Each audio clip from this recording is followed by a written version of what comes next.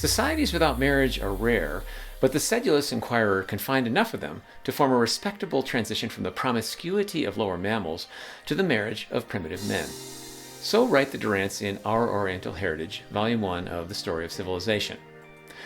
As a side note, you got to be pretty careful with the anthropology of the 20th century and earlier, where loaded terms like primitive, savage, and barbarian abound.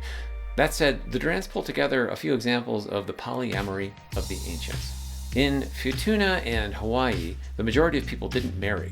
The Lubis mated, quote, freely and indiscriminately.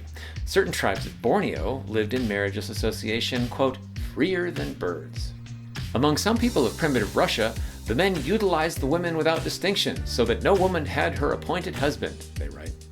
African pygmies have been described as having no marriage institutions, but as following, quote, their animal instincts wholly without restraint.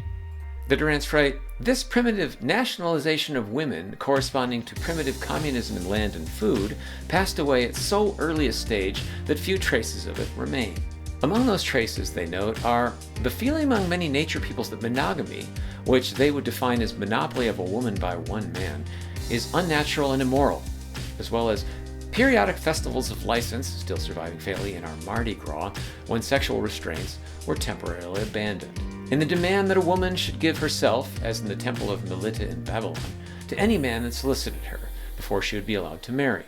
In the custom of wife-lending, so essential to many primitive codes of hospitality, and in jus prima noctis, or rite of the first night, by which in early feudal Europe, the lord of the manor, perhaps representing the ancient rights of the tribe, occasionally deflowered the bride before the bridegroom was allowed to consummate marriage.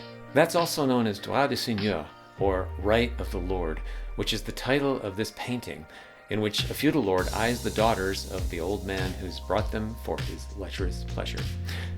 More on the topic of sex and marriage in the next one. Be sure to subscribe.